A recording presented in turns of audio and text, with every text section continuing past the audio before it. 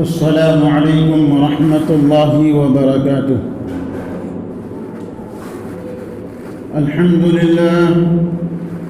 الحمد لله نحمده ونستعينه ونستغفره ونؤمن به ونتوكل عليه ونعوذ بالله من شرور أنفسنا ومن سيئات أعمالنا. من يهده الله فلا مضل له ومن يضلله فلا هادي له،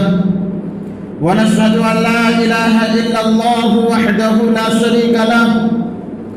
ونشهد أن سيدنا وحبيبنا وسندنا ومولانا محمدا عبده ورسوله. فقد قال الله تبارك وتعالى في القرآن المجيد والفرقان الحميد: والسابقون الأولون من المهاجرين والأنصار والذين اتبعوهم بإحسان رضي الله عنهم ورضوا عنه وأعد لهم جنات تجري تحتها الأنهار خالدين فيها أبدا، ذلك الفوز العظيم. وقال النبي صلى الله عليه وسلم: أصحابي كالنجوم بأيهم اقتديتم اهتديتم. میرے محترم بزرگوں اور اسلامی بھائیوں، اللہ تبارک و تعالیٰ کا یہ احسان عظیم ہے کہ اللہ رب العزت نے ہمیں اور آپ کو اپنے مقدس گھر میں جمع فرمایا ہے. میرے عزیزوں، مسلسل 3 ہفتے سے نبی پاک صلی اللہ علیہ وسلم کی سیرت پر گفتگو چل رہی ہے. انشاءاللہ اس ہفتہ بھی اسی موضوع پر آپ کے سامنے گفتگو کیا جائے گا. پچھلے ہفتہ میں نے آپ کے سامنے یہ بات پیش کیا تھا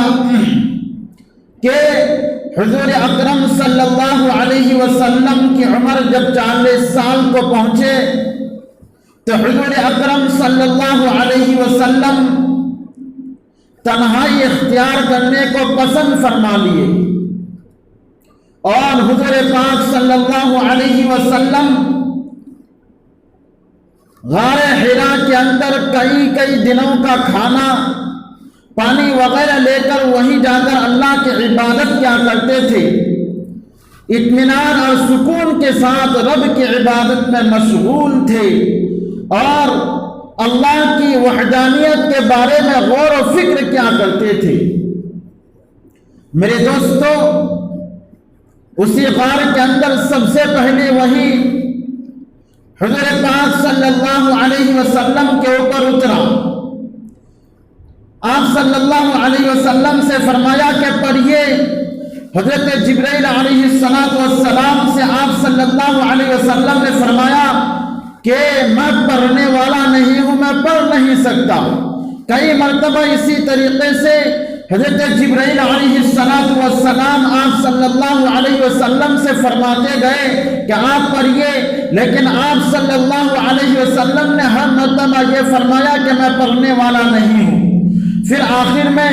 حضرت جبرائیل علیہ السلام نے آپ صلی اللہ علیہ وسلم کو اپنے سینے سے اس قدر دبوچا یہاں تک کہ آپ صلی اللہ علیہ وسلم کے قلب اطہر اور آپ صلی اللہ علیہ وسلم کے جسم کے اندر کپ کپی طاری ہو گئی. پھر حضرت جبرائیل علیہ السلام نے فرمایا پڑھیے. پھر فرمایا: اقرأ بسم ربک الذی خلق خلق الانسان من علق. یہ سب سے پہلی قرآن کریم کی آیت تھی اور قرآن کریم کی سب سے پہلی سورت تھی جب حضور پاک صلی اللہ علیہ وسلم کو غار حرا کے اندر اس کی تعلیم دی. جب حضور پاک صلی اللہ علیہ وسلم کی عمر 40 سال پہنچ گئے تو آپ صلی اللہ علیہ وسلم کو نبوت سے سرفراز فرمایا گیا. یعنی وحی کا آنا یہ اس بات کی علامت ہے کہ یہ نبوت آپ صلی اللہ علیہ وسلم کو مل چکی ہے. یعنی آپ صلی اللہ علیہ وسلم آخری پیغمبر بن چکے ہیں اور خاتم النبیین جناب محمد رسول اللہ صلی اللہ علیہ وسلم ہیں کہ آپ صلی اللہ علیہ وسلم کے بعد اپنا دنیا میں کوئی نبی آئے گا نہ قیامت تک کوئی نبی نہیں آئے گا، یہ آخری نبی جناب محمد رسول اللہ صلی اللہ علیہ وسلم ہے۔ پھر حضور پاک صلی اللہ علیہ وسلم مکمل 3 سال تک لوگوں کو دین کی تبلیغ کرتے رہے۔ آپ صلی اللہ علیہ وسلم پوشیدہ طور پر لوگوں کو اسلام کی دعوت دیتے رہے اور لوگ اسلام میں آنے لگے۔ اس لیے کہ اس وقت جو سب سے پہلے ایمان لے آئے تھے عورتوں میں سب سے پہلے حضرت خدیجہ الکبریٰ، مردوں میں آزاد مردوں میں حضرت ابوبکر صدیق رضی اللہ تعالیٰ عنہ، اور لڑکوں میں حضرت علی رضی اللہ تعالیٰ عنہ، اور اسی طریقے سے غلاموں میں سب سے پہلے اگر کوئی ایمان لے آیا تھا تو وہ زید بن حارثہ تھا، جنہوں نے سب سے پہلے اسلام کو قبول کیا۔ انہی لوگوں کے بارے میں اللہ تبارک و تعالیٰ نے قرآن کریم کے اندر ارشاد فرمایا ہے، والسابقون الاولون من المہاجرین والانصار والذین اتبعوهم بإحسان رضی اللہ عنہم ورضوا عنہ وأعد لهم جنات تجری تحتها الانہار خالدین فیہا ابدا ذلک الفوز العظیم۔ یہ پھر اس کے بعد یعنی حضور پاک صلی اللہ علیہ وسلم نے جو مکمل 3 سال تک پوشیدہ طور پر اسلام کی دعوت دیتے رہے اور لوگ اسلام کے اندر آنے لگے، آنے کے بعد پھر جب لوگ ایک دوسروں کو دین کی تبلیغ کرتے رہے، اسی طریقے سے بہت سارے صحابہ کرام بھی اسلام کے اندر داخل ہو گئے۔ پھر داخل ہونے کے بعد ایک ایسا وقت بھی آیا کہ جب اللہ تبارک و تعالیٰ نے حضور پاک صلی اللہ علیہ وسلم کے اوپر وحی کے ذریعے یہ آیت نازل فرمائی کہ وَأَنذِرْ عَشِيرَتَكَ الْأَقْرَبِينَ، کہ پیغمبر صلی اللہ علیہ وسلم آپ سب سے پہلے اپنے قریبی رشتہ داروں کو ایمان کی دعوت دیجئے، اسلام کی دعوت دیجئے، دین کی تبلیغ کیجئے۔ جب حضور پاک صلی اللہ علیہ وسلم کو اس کا حکم ہوا تو حضور پاک صلی اللہ علیہ وسلم ایک دن کوہ صفا پر چڑھ کر قریش کو بلایا۔ اس سے کہ قریش اس وقت مکے کے اندر یہ رواج تھا کہ اگر لوگوں کو کہیں بلانا ہوتا، لوگوں کو ایک جگہ جمع کرنا ہوتا تو کوئی ایک شخص پہاڑ کے اوپر چڑھ جاتا اور چڑھنے کے بعد لوگوں کو پکار کر کہتا تھا کہ یہاں جمع ہو جاؤ، تو لوگ وہ اس جگہ پر جمع ہو جایا کرتے تھے۔ ٹھیک اسی طرح جب اللہ نے اس آیت کو نازل فرمایا وَأَنذِرْ عَشِيرَتَكَ الْأَقْرَبِينَ، تو آپ صلی اللہ علیہ وسلم بھی کوہ صفا پر چڑھ کر یعنی پہاڑ کی چوٹی پر چڑھ کر فرمایا یا معشر القریش، کہ اے قریش کے لوگوں، اے قریش کے لوگوں، تم ایک جگہ جمع ہو جاؤ۔ جب قریش نے اس آواز کو سنا، سننے کے بعد قریش کوہ صفا کے پاس جمع ہو گئے۔ جمع ہونے کے بعد دیکھا کہ یہ تو محمد ہے جنہوں نے لوگوں کو بلایا ہے۔ پھر جب آپ صلی اللہ علیہ وسلم کے پاس قریش والے جمع ہو گئے، ہر ایک جمع ہو گئے، جمع ہونے کے بعد آپ صلی اللہ علیہ وسلم نے ان لوگوں سے مخاطب کر کے فرمایا کہ اے قریش کے لوگوں، اے قریش کے لوگوں، کیا میں تمہیں ایک بات نہ بتاؤں؟ تو قریش نے کہا کہ یقیناً بتائیے۔ پھر آپ صلی اللہ علیہ وسلم نے فرمایا کیا تم میری باتوں پر یقین کرو گے؟ کیا تم میری باتوں کو مانو گے؟ تو قریش نے بیک زبان ہو کر کہا یقیناً ہم آپ کی باتوں کو مانیں گے، اس سے کہ آپ تو سچے ہیں، آپ سچے ہیں، ہم آپ کے بات پر یقین کرتے ہیں۔ اس سے کہ نبوت سے پہلے یعنی جب اللہ نے آپ صلی اللہ علیہ وسلم کو نبوت سے سرفراز نہیں فرمایا تھا، اس وقت آپ صلی اللہ علیہ وسلم پر کوئی وحی نازل نہیں آئی تھی۔ اس وقت بھی یعنی نبوت سے پہلے بھی کفار مکہ آپ صلی اللہ علیہ وسلم کو صادق اور امین کے لقب سے پکارا کرتے تھے۔ اس وجہ سے قریش کے لوگوں کو جب اس طرح کی باتیں آپ صلی اللہ علیہ وسلم نے فرمایا کہ تم میری باتوں کو مانو گے، تو بیک زبان ہو کر کہا یقیناً ہم آپ کی بات کو مانیں گے، اس سے کہ آپ امین ہیں، آپ صادق ہیں۔ پھر آپ صلی اللہ علیہ وسلم نے فرمایا کہ اگر میں تمہیں یہ بتاؤں کہ فلاں پہاڑ کے پیچھے ایک لشکر ہے جو تمہارے اوپر حملہ کرنے والا ہے، کیا تم مانو گے؟ تو بیک زبان ہو کر کہا یقیناً مانیں گے۔ پھر آپ صلی اللہ علیہ وسلم نے فرمایا کہ میں تمہارا پیغمبر ہوں، میں تمہارا آخری نبی ہوں، تم اللہ پر ایمان لے آؤ، تم دین حق کو قبول کر لو، تم اسلام میں داخل ہو جاؤ۔ اگر تم دین حق کو قبول نہیں کرو گے، اگر تم اسلام میں داخل نہیں ہوگے تو خدا کا عذاب تمہارے اوپر نازل ہو جائے گا۔ تو ان لوگوں میں سے ایک شخص وہ بھی تھا، اس سے کہ یہ آیت جو اتری تھی وَأَنذِرْ عَشِيرَتَكَ الْأَقْرَبِينَ، اس سے کہ آپ صلی اللہ علیہ وسلم کا تعلق قریشی خاندان سے تھا۔ جب قریش والے وہاں جمع تھے، قریش میں سے ایک شخص آپ صلی اللہ علیہ وسلم کا چچا جن کا نام ابو لہب بھی ہے، ابو لہب وہاں پر موجود تھا۔ انہوں نے کہا تبا لک لہذا جمعتنا، کہ محمد کیا تم نے ہمیں اس وجہ سے یہاں پر جمع فرمایا ہے کہ تمہارے اوپر کفر ہے؟ ابو لہب اس طریقے کی باتوں کو کہہ کر وہ وہاں سے چلے گئے، بلکہ ہر ایک آدمی جو وہاں پر جمع ہوئے تھے ہر ایک آدمی وہاں سے چلے گئے۔ پھر جانے کے بعد آپ صلی اللہ علیہ وسلم نے دین کی تبلیغ کو کرتے رہے، بلکہ ایک ایسا وقت بھی آیا جب اللہ تبارک و تعالیٰ نے قرآن کریم کی ایک آیت اتاری کہ فاصدع بما تؤمر واعرض عن المشرکین، کہ پیغمبر صلی اللہ علیہ وسلم آپ کفار مکہ کے سامنے کھلم کھلا دین کی دعوت دیتے رہے۔ اس لیے کہ جب آپ صلی اللہ علیہ وسلم کے اوپر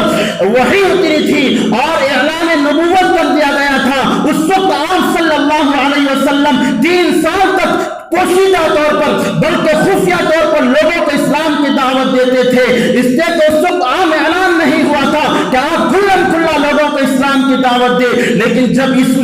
یہ آیت اتری فاصدع بما تؤمر واعرض عن المشرکین، تو آپ صلی اللہ علیہ وسلم کھلم کھلا علی الاعلان لوگوں کے سامنے اسلام کی دعوت دیتے رہے اور دین حق کی طرف بلاتے رہے۔ لیکن ایک ایسا وقت بھی آیا جب لوگوں کو دین کی دعوت دیتے تھے تو آپ صلی اللہ علیہ وسلم کو وہی لوگ جو کل صادق اور امین کے لقب سے پکارتے تھے، جن کے باتوں پر یقین کرتے تھے، وہی شخص آپ صلی اللہ علیہ وسلم کے دشمن بن گئے۔ جب آپ صلی اللہ علیہ وسلم کسی راستے پر چلتے تھے تو راستے پر کانٹے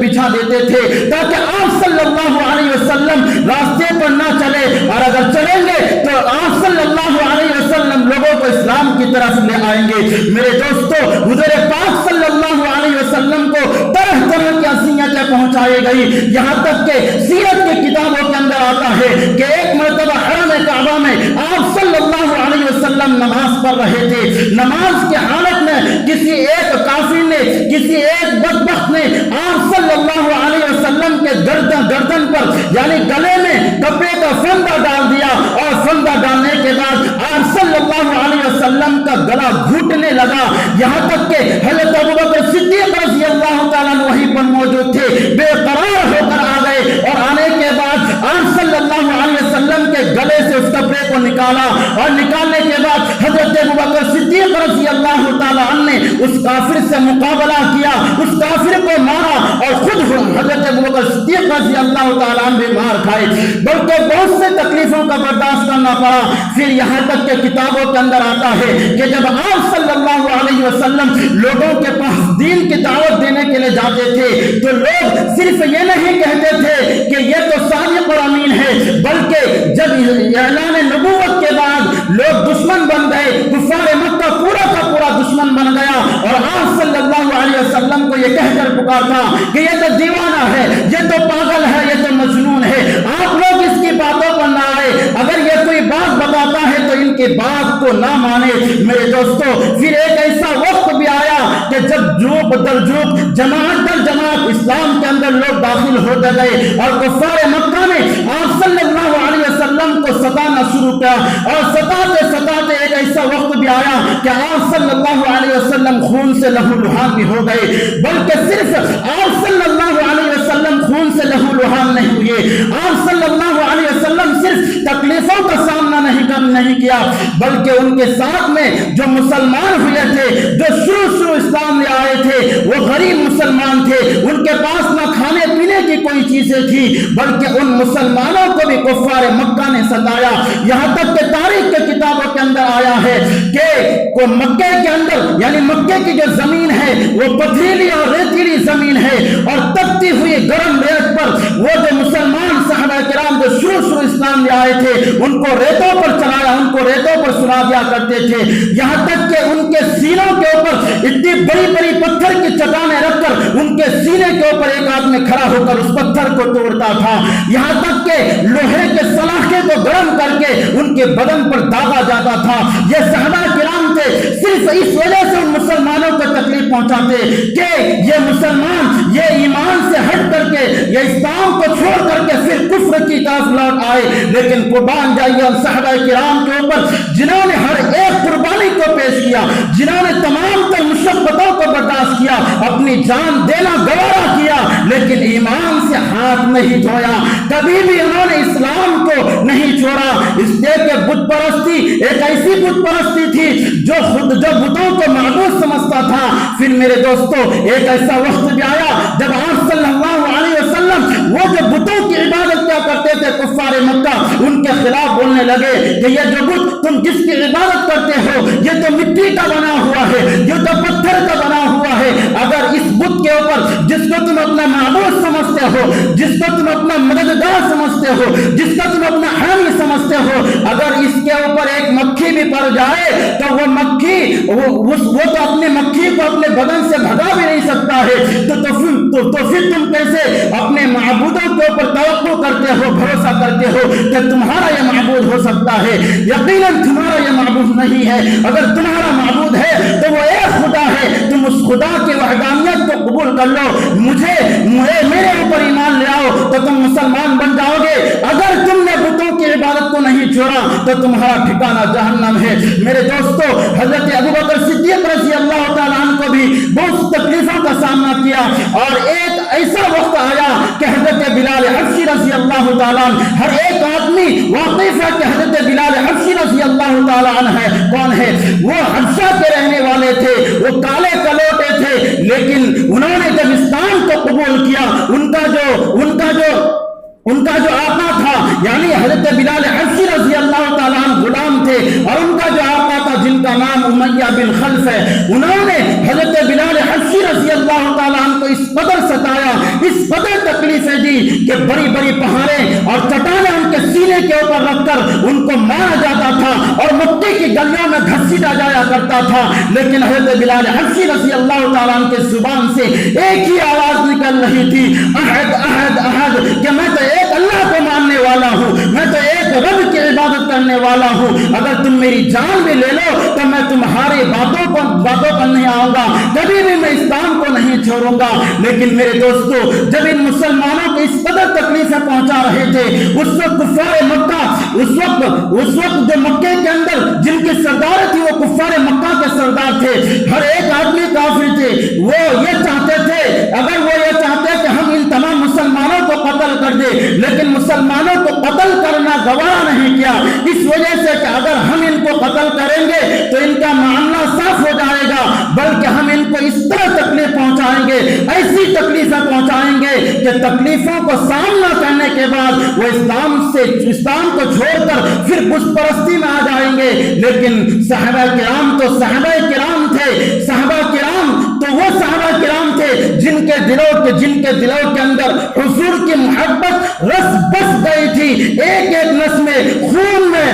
حضور کی محبت اور اللہ کی وحدانیت دوڑ رہا تھا۔ لیکن قربان جائیے اس وقت صحابہ کرام نے کس قدر مشقتوں کا سامنا کیا، پھر جا کر کے اسلام ہم تک پہنچا ہے، بڑی قربانی کے بعد، بڑی تکلیفوں کے بعد یہ اسلام ہم تک پہنچا ہے۔ آج ہم اور آپ جو اسلام کی تعلیمات کے اوپر بات کرتے ہیں، آج ہم اور آپ جو یہ نمازیں پڑھتے ہیں، آج ہم اور آپ جو یہ قرآن کریم کی تلاوت کرتے ہیں، میرے دوستو یہ چیزیں ہم تک آسانی کے ساتھ نہیں پہنچا، بلکہ بڑی مشقت اور تکلیف کا سامنا کرنا پڑا ہے۔ میرے دوستو آج ہمیں ہر ایک چیز آسانی کے ساتھ مل گیا ہے، لیکن آسانی کے ساتھ ملنے کے بعد بھی نہ ہم اسلام کی قدر کرتے ہیں، نہ ہم اسلام کے اچھے ماننے والے ہوتے ہیں، نہ ہم پکا سچا مسلمان بننے کی کوشش کرتے ہیں۔ اس لیے آج ضرورت ہے اگر دین پر کوئی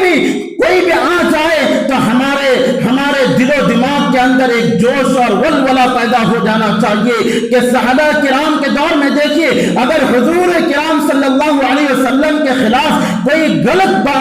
بیان کرتا تو صحابہ کرام ان کے خلاف لڑنے کے لیے تیار ہو جاتے تھے، اس لیے کہ ان سے محبت تھی، اس لیے کہ ان کے دلوں کے اندر آپ صلی اللہ علیہ وسلم کی محبت تھی۔ اگر ہم بھی رسول اکرم صلی اللہ علیہ وسلم سے محبت کرتے ہیں تو ہمارے دلوں کے اندر بھی وہی جذبہ اور محبت پیدا ہونی چاہیے جو صحابہ کرام کے دلوں کے اندر محبت اور جذبہ تھا۔ میرے دوستو، اللہ تبارک و تعالی ہمیں اور آپ کو اسلام کی قدر کرنے کی توفیق عطا فرمائے اور سنت رسول صلی اللہ علیہ وسلم کو زندہ کرنے کی توفیق عطا فرمائے۔ آمین۔ وآخر دعوانا الحمد للہ رب العالمین۔